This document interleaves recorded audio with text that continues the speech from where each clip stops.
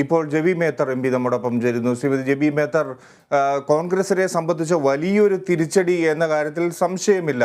ഒരുപക്ഷെ ഈ ഒരു 30 ദിവസം കൊണ്ട് 29 ദിവസം കൊണ്ട് എന്ത് ചെയ്യാൻ കഴിയും? കാരണം നിയമപരമായും രാഷ്ട്രീയപരമായും ഒക്കെ നേരിടാൻ ഈ 30 ദിവസം മാത്രമേ ബാക്കിയുള്ളൂ. ഇതെന്താണ് കോൺഗ്രസിനെ സംബന്ധിച്ച് വലിയ ഒരു ആശയക്കുഴപ്പത്തിലേക്ക്, ആശങ്കയിലേക്ക് നയിക്കുന്നുണ്ടോ നിങ്ങളെ? കോൺഗ്രസിനെ സംബന്ധിച്ചിടത്തോളം, രാഹുൽ ഗാന്ധിയെ സംബന്ധിച്ചിടത്തോളം യാതൊരുവിധ ആശങ്കയോ ആശയക്കുഴപ്പമോ ഇല്ല. തീർച്ചയായും മുന്നോട്ട് വെച്ച എല്ലാ പോരാട്ടങ്ങളും ശക്തിയോടെ ഇനിയും മുന്നോട്ട് തന്നെ നയിക്കാനാണ് ഞങ്ങളുടെ തീരുമാനം. ജനാധിപത്യത്തിൽ വിശ്വസിക്കുന്ന മുഴുവൻ ജനങ്ങളും, ഇവിടെ പ്രതിപക്ഷ പാർട്ടികൾ ഒറ്റക്കെട്ടായിട്ടാണ് പ്രവർത്തിക്കുന്നത്. ജനാധിപത്യത്തിൽ വിശ്വസിക്കുന്ന മുഴുവൻ ജനങ്ങളും ഞങ്ങളോടൊപ്പം ഉണ്ടാകുമെന്ന് ഞങ്ങൾ ഉറച്ചു വിശ്വസിക്കുകയാണ്. രാഹുൽ ഗാന്ധിയെ ശബ്ദമുയർത്തുന്നതിൽ നിന്ന് പിന്നോട്ട് വലിക്കാനുള്ള ശ്രമങ്ങൾ കുറച്ച് നാളുകളായി നടന്നു വരികയാണ്. കൂട്ടമായി ആക്രമിക്കപ്പെടുകയാണ്. അത് ഇഡിയുടെ രൂപത്തിലായിരുന്നു ആദ്യമെങ്കിൽ, പിന്നീട് അത് ഭാരത് ജോഡോയുടെ വിജയത്തിന് ശേഷം ഭാരത് ജോഡോയിൽ യാത്രയിൽ അതിന്റെ സമാപനത്തിൽ പറഞ്ഞ പ്രസംഗത്തിന്റെ വാക്കുകൾ എടുത്തുകൊണ്ട് പോലും കഴിഞ്ഞ ദിവസം തുഗ്ലക് ലെയ്നിലേക്ക് പോലീസിനെ വിന്യസിച്ചതെല്ലാം നമ്മൾ കണ്ടതാണ്. അപ്പൊ ഇതെല്ലാം രാഹുൽ ഗാന്ധിയെയും പ്രതിപക്ഷ നേതാക്കന്മാരെയും എല്ലാം ഭീതിപ്പെടുത്തി, പേടിപ്പെടുത്തി പറയുന്ന കാര്യങ്ങളിൽ നിന്ന് പിന്നോട്ട് ആക്കാനുള്ള ശ്രമങ്ങളുടെ ഭാഗമാണ് എന്ന് മാത്രമാണ് ഞങ്ങൾ ഇതിനെല്ലാം കരുതുന്നത്. ഇതിനെ ലീഗലിയും പൊളിറ്റിക്കലിയും നേരിടാൻ ഞങ്ങൾ തയ്യാറാണ്. ലീഗലി ഈ ഒരു ഡിഫമേഷന്റെ കാര്യം എടുക്കുകയാണെങ്കിൽ, ക്രിമിനൽ ഡിഫമേഷനിൽ ജനറൽ ആയിട്ട് പറയുന്ന ഒരു കാര്യത്തിന് ഒരു സ്പെസിഫിക് ആയിട്ട് ഒരാൾക്ക് അതൊരു ക്ലെയിം ചെയ്യാൻ അല്ലെങ്കിൽ അഫക്റ്റഡ് ആണെന്ന് പറയാനുള്ള സ്ഥിതിയില്ല. അതേപോലെ തന്നെ അങ്ങനെ വരുന്നുണ്ടെങ്കിൽ തന്നെ അതൊരിക്കലും ക്രിമിനൽ ഡിഫമേഷൻ ആകുകയില്ല. ക്രിമിനൽ ഡിഫമേഷൻ അല്ലെങ്കിൽ ഈ 2 വർഷം തടവ് എന്നുള്ള ഒരു കാര്യം എന്തായാലും സിവിൽ ഡിഫമേഷനിൽ ഇല്ല.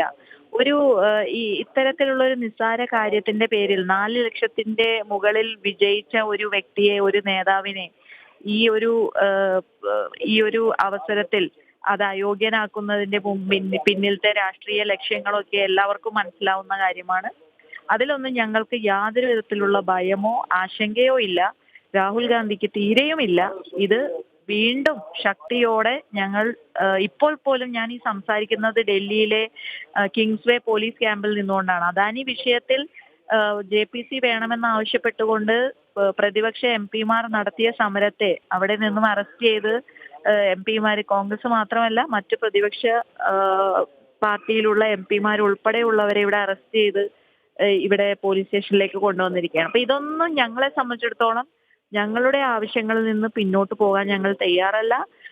അദാനി വിഷയത്തിൽ ഓരോന്ന് കടുപ്പിക്കുമ്പോഴും ഇത്തരത്തിലുള്ള കോൺസിക്വൻസസ് ഉണ്ടാകും എന്ന് ഞങ്ങൾക്ക് ഉറപ്പാണ്. പക്ഷെ എന്നാലും ഞങ്ങൾ ഇതെല്ലാം അതിജീവിക്കും. ഞങ്ങൾ പോരാട്ടം തുടരും. രാഹുൽ ഗാന്ധി തീർച്ചയായും കോൺഗ്രസ് പോരാട്ടം തുടരും. അത് കോൺഗ്രസിന്റെ ആവശ്യമാണ്, അല്ലെങ്കിൽ പ്രതിപക്ഷ കക്ഷികളുടെ ഒക്കെ ആവശ്യമാണ്. പ്രതിപക്ഷ BJP ഇതര കക്ഷികളുടെ ഒക്കെ ആവശ്യമായി അത് നിലനിൽക്കുകയും ചെയ്യുന്നുണ്ട്. പക്ഷേ ഇപ്പോൾ സംഭവിച്ചിരിക്കുന്നത് എന്താണ്? തീർച്ചയായും വയനാടിന് ഒരു MP-യെ നഷ്ടപ്പെടുമോ? രാഹുൽ ഗാന്ധി പോലുള്ള ഒരു MP-യെ നഷ്ടപ്പെടുമോ? അല്ലെങ്കിൽ ലോക്സഭയിൽ സംസാരിക്കാൻ ഒരാളെ നഷ്ടപ്പെടുമോ? കോൺഗ്രസ് നേതൃത്വത്തിന്, ഗാന്ധി കുടുംബത്തിന് ഒരാളെ നഷ്ടപ്പെടുമോ? ഇത്തരം ചോദ്യങ്ങളാണ് സമൂഹം ചർച്ച ചെയ്യുന്നത്. രാജ്യം മുഴുവൻ ചർച്ച ചെയ്യുന്നത് ഈ കാര്യങ്ങളാണ്. ശ്രീമതി ജെബി മേത്തർ, ഈ ചോദ്യങ്ങൾക്കൊക്കെ ഉത്തരം എല്ലാം ഞങ്ങൾക്കുണ്ട്. ഞങ്ങൾ ജുഡീഷ്യറിയെ റെസ്പെക്ട് ചെയ്യുന്നു.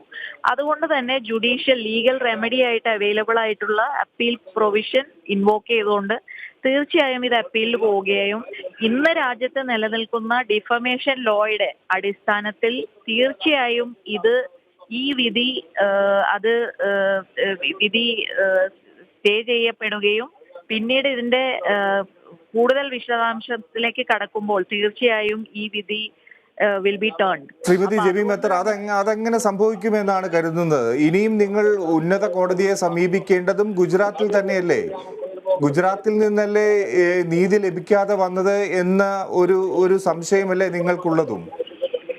അല്ല, അത് മാത്രമല്ല, ഇതിന്റെ ഇപ്പൊ ആ ഗുജറാത്തിൽ തന്നെ ആദ്യം കേട്ട ജഡ്ജിയല്ല പിന്നെ കേട്ടതും, പിന്നീട് അങ്ങനത്തെ പല കാര്യങ്ങളും നടക്കുന്നു. അവിടെ കംപ്ലൈന്റ് കൊടുത്ത ആള് തന്നെ പിന്നെ ഹൈക്കോടതിയെ സമീപിക്കുന്നു, ഇത് സ്റ്റേ ചെയ്യണമെന്ന് ആവശ്യപ്പെടുന്നു, പിന്നീട് അത് വേണ്ടാന്ന് വെക്കുന്നു. അങ്ങനെ പല കാര്യങ്ങളൊക്കെ അവിടെ സംഭവിച്ചിട്ടുണ്ട്.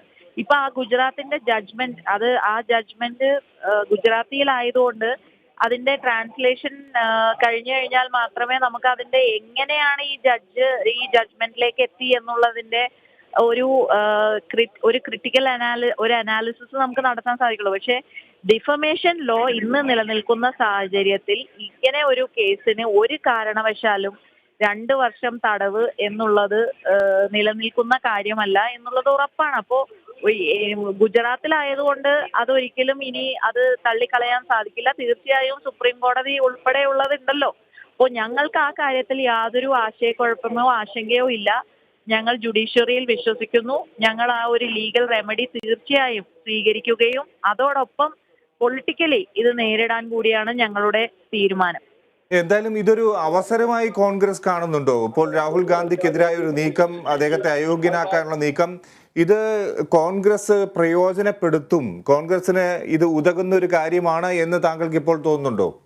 ഇത് കോൺഗ്രസ് പ്രയോജനപ്പെടുത്തുന്നുണ്ടോ ഇല്ലയോ എന്നുള്ളതല്ല ഇവിടുത്തെ വിഷയം. ഇവിടെ ജനാധിപത്യം നിലനിൽക്കുന്നില്ല എന്ന് വാദിക്കുമ്പോൾ അത് കോൺഗ്രസ് മാത്രമല്ല പറയുന്നത്, എല്ലാ ജനാധിപത്യ പാർട്ടികളും ഇന്ന് പ്രതിപക്ഷത്തിരിക്കുന്ന പല പാർട്ടികളും പറയുന്ന ഒരു കാര്യമാണ് ഇവിടെ ജനാധിപത്യം ഇല്ല എന്നുള്ളത്.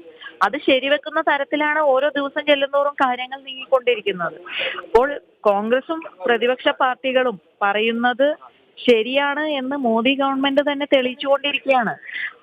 ഇപ്പൊ ഞങ്ങളെ സംബന്ധിച്ചിടത്തോളം ഇതൊന്നും ഞങ്ങൾക്ക് ഭീതിയില്ല, ഞങ്ങൾക്ക് ആശങ്കയില്ല. ഞങ്ങള് ശക്തിയോടെ ഈ പോലീസ് സ്റ്റേഷനിൽ ഇരുന്നു കൊണ്ട് ഞാൻ പറയുകയാണ്, പോലീസ് സ്റ്റേഷനിൽ ഇരുന്നു കൊണ്ട്, ഡൽഹിയിലത്തെ പോലീസ് സ്റ്റേഷനിലെ അറസ്റ്റ് വരിച്ചുകൊണ്ട് ഇരുന്നു കൊണ്ട് ഞാൻ പറയുകയാണ്, ഇനി ഏത് ജയിലറുകളിൽ പോകേണ്ടി വന്നാലും ഞങ്ങൾ ഞങ്ങളുടെ പോരാട്ടം തുടരും. എന്നാൽ ഇത് രാജ്യത്തിന് വേണ്ടിയാണ്, ഇവിടത്തെ അഴിമതി തുറന്നു കാണിക്കുന്നതിന് വേണ്ടിയാണ്. ഞങ്ങൾ ഞങ്ങളുടെ പോരാട്ടം തുടരും. ഇത് ഇന്ത്യയിലെ ജനങ്ങൾ അത് തീർച്ചയായും അവരത് നെഞ്ചിലേറ്റും.